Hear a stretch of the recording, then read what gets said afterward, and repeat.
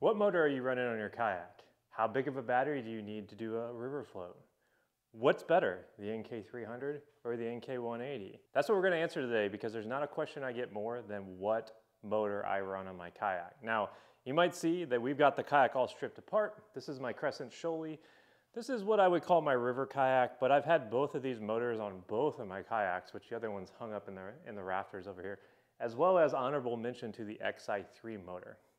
Now, if you saw my CK2 walkthrough from about a month and a half ago, I showed you my configuration on how I had a front-mounted and back-mounted motor. But today we're going to get a little bit deeper into this, and we're going to talk about stern-mounted motors. So we're talking about our Newports, our Bixby's, our Torqeedos, those style motors. Now, I'm specifically going to be talking about the Newport series of motors. Right here we have a Generation 1 NK180. This is the original. You can see that I've got a lot of miles on this, 1,000+ miles on this motor. You can see there, it is beat up. I mean, this has seen better days, let me tell you. So, this is my original motor. I've had this since the first batch. I've got a foil on it. This is a 24-volt system. We'll talk about that.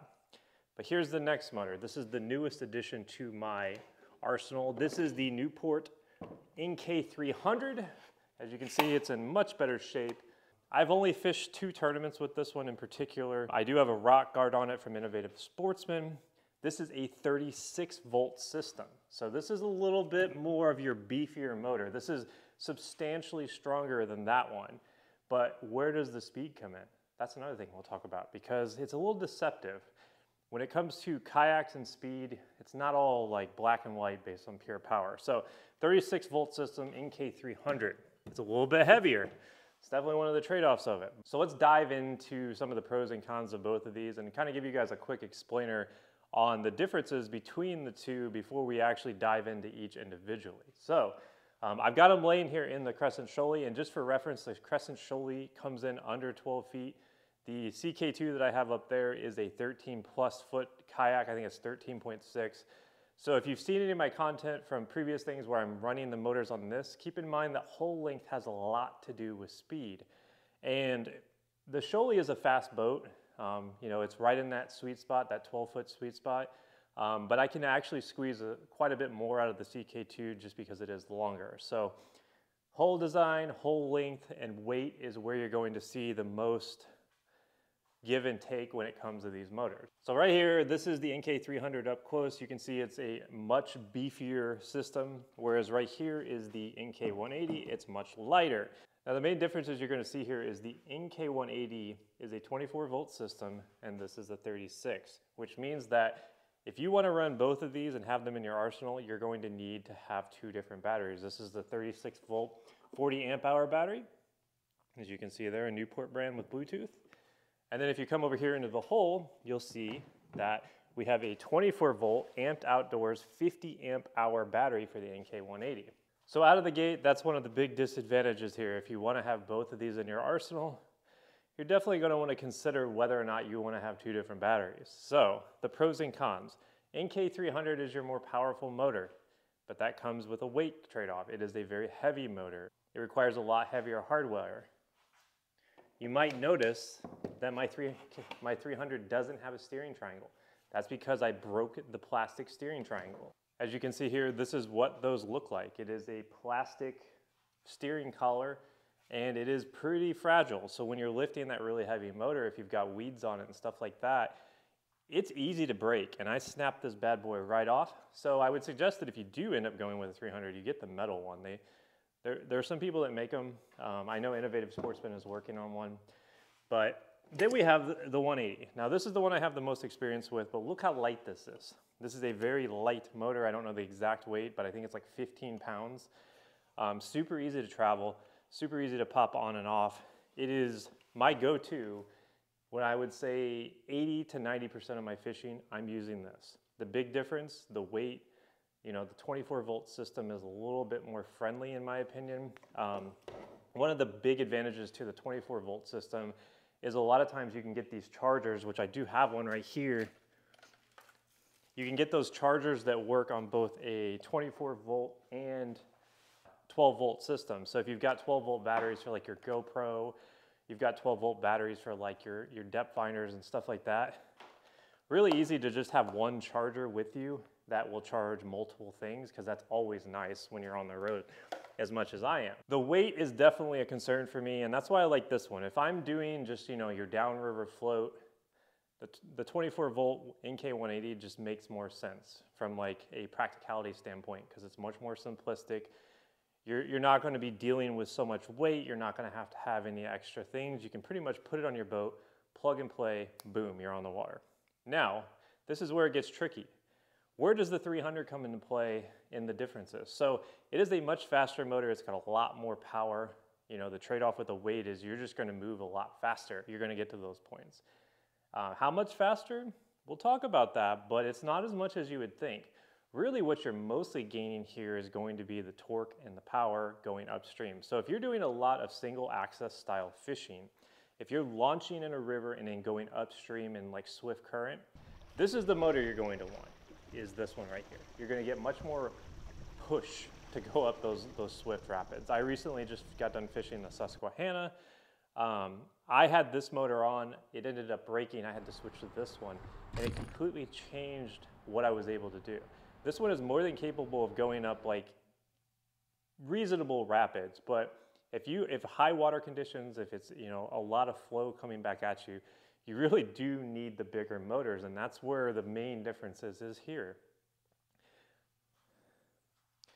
And I'll splice in a couple clips here just so you guys can see. This is me with the 300 just kind of pushing up some current here, up this stream, trying to find some smallmouth. I actually do end up finding a really good smallmouth in these rapids, but this 300 let me push up into that. Now, the next day, that evening, is when I broke the collar on this and I had to switch. And it kind of limits where you can go. You end up dragging a lot more. You just got to be safe about it. But like the 300 has just so much more power at going upstream, that's where the major thing is. So let's talk about some of the like hardware differences here, because this is a Gen 1. So you can see that I have the older mounting bracket on the back, and then I also have the older throttle controller here, which is the original design. You know, it's got the big handle there, which I kind of like. Whereas on the 300 and now the NK180 Pro, which is the new version of the NK180, it has this much more modest style of throttle on it.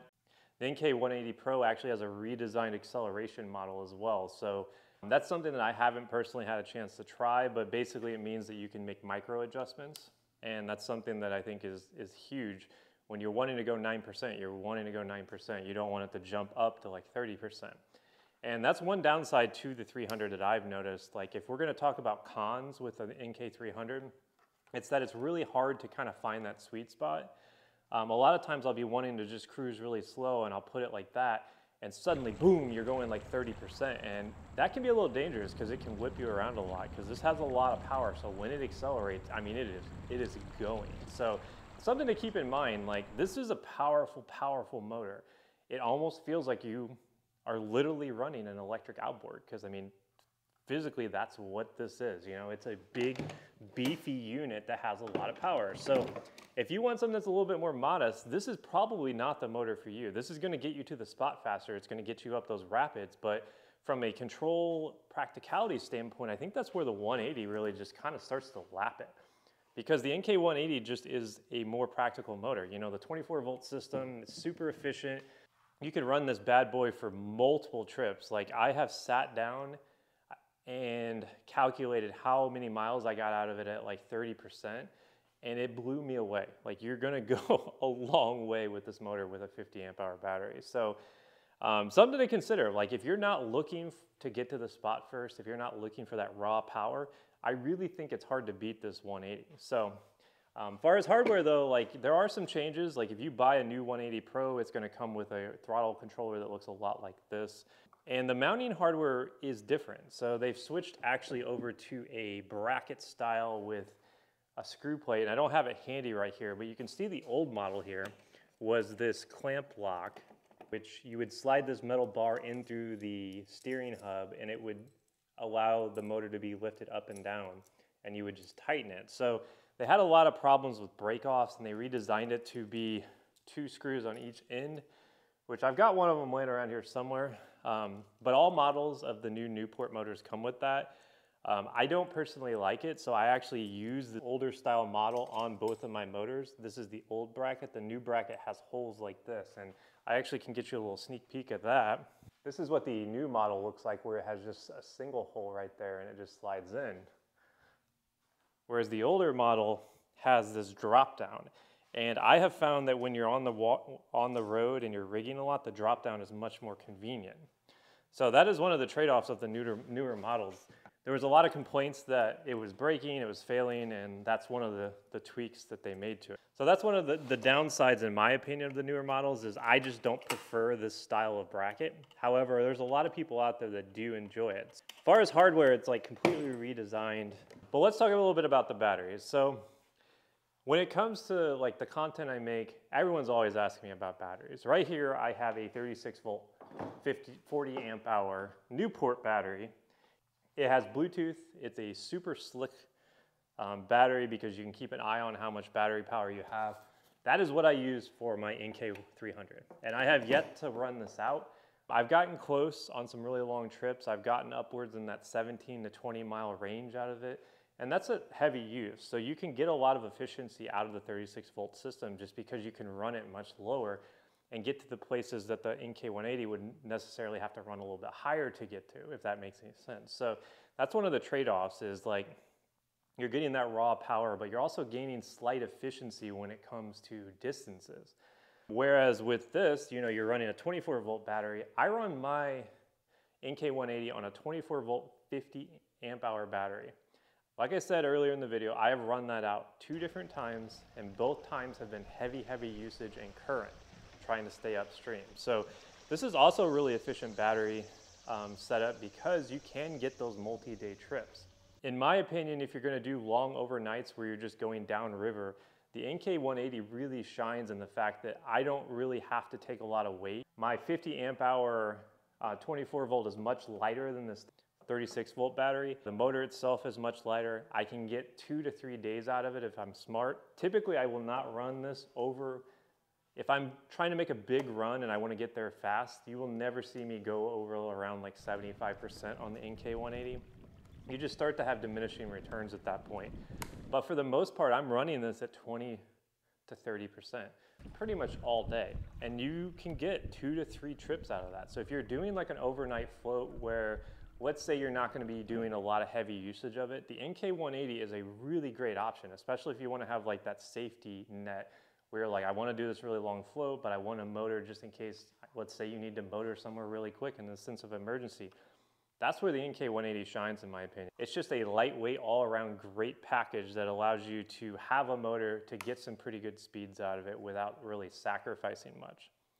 So that brings us into the speed portion. And this is where this video is going to get a little technical. Now, I don't know the math on all of this, but there is a whole design mathematical equation that basically says that until kayak holes reach a certain length and change their design, they can't get to a certain speed.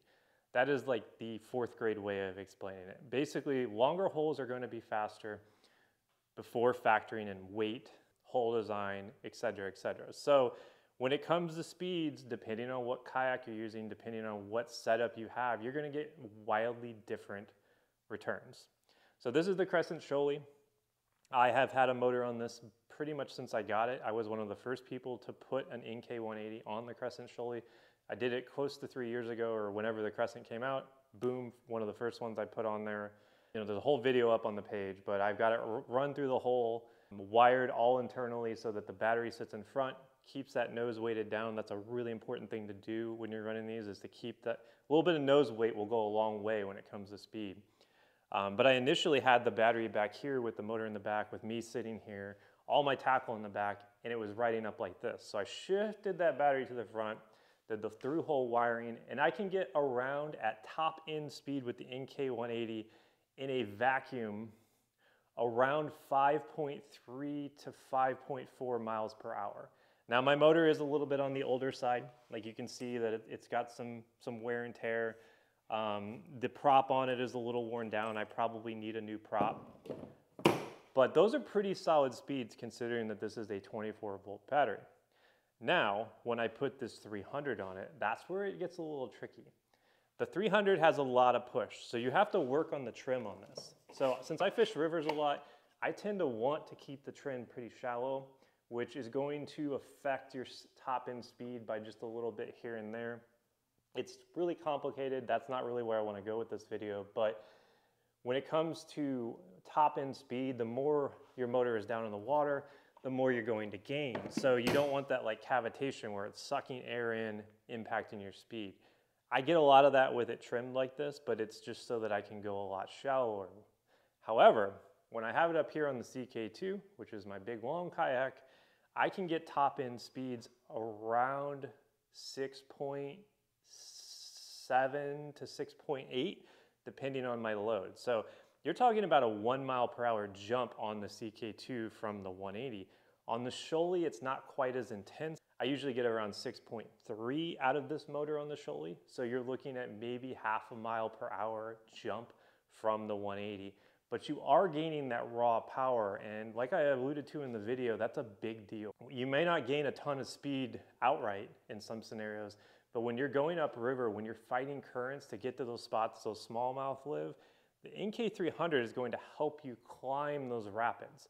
And I especially like that I have the rock guard on it because it gives me peace of mind that my motor's not getting beat up as it goes up these rapids. So speeds are pretty, it's hard to really say what speed you're going to get out of this, but the reality is yes, this will go faster, but no, it's not that much faster. And I think for 80% of you guys, when it comes to the best overall package, you're looking at this, the NK180. Obviously now it's the NK180 Pro. I unfortunately don't have one, but this is the overall package. You get a lot of speed out of this. You get a lot of efficiency. You get a lot of lightness. You know, you're going to have a lighter load. Whereas with the 300, you're going to get that raw power. You're going to have the ability to climb some of those rapids. You're going to get a little bit more of a powerful motor. It's going to be faster. But I think when you're looking at everything I've talked about today and you're sitting down thinking, well, which one of these do I need? You need to weigh the pros and cons of what you as an angler are trying to do. If you're trying to be the first one to that tournament spot in the morning, let's say you fish a lot of local tournaments, national tournaments, I don't know. You want to beat that guy that's going to your spot, this is the motor for you because it's just going to be faster. You're going to get there 10 to 15 minutes before your buddy. So that's something to consider with these. Obviously, there's pros and cons to all these, and we could go on forever. I personally always run the 180 in most scenarios. When I'm in a tournament or if I'm around a lot of grass, and I think that's something I probably should allude to, I like the 300. So like when I was fishing Gunnersville, I ran the 300. I've got the rock guard on it right here, and it's also got a weed trimmer on it, a grass ninja, as some people would call them. So that's one of the reasons why I have that on there, is it just makes it a little bit more weedless. So it chops those weeds up a lot better than the 180. However, I'm gonna let you guys in on a little secret. And you can see this, when you drop it in here, you can actually run this bad boy real shallow. So if you trim it up, and you can actually run this pretty shallow if you trim it. So like if you're holding it like that, you trim it with the up-down release, you can actually keep it so that it's just barely underwater going right over top of those weeds. So even though it may not seem like it'll eat through the weeds quite as well as that, there are ways to get around it and still use your NK180. So hopefully you guys found this video useful. I know that there's going to be a million questions. There's probably going to be something really obvious you guys are going to leave in the comments and be like, well, why didn't you talk about this? Why didn't you talk about that? Reality is like, you need to pick the motor that fits the style of fishing you want to do. If you want just something that's cheaper, more efficient, more practical, because you can put two 12-volt batteries together and make a 24-volt system, a little bit lighter, a little bit more user-friendly, just get the 180. If you want something that's raw power, you want something that's going to get you to the spot, you want something that's just going to be the top end of all these outboard style electric motors, the NK300 is the one for you. So as always, I'll be happy to answer any questions in the comments. I've linked all this stuff. I'll probably link even some stuff I didn't talk about that helps with the motor. But like I said, if you have any questions, feel free to ask me, and I'll see you guys next time.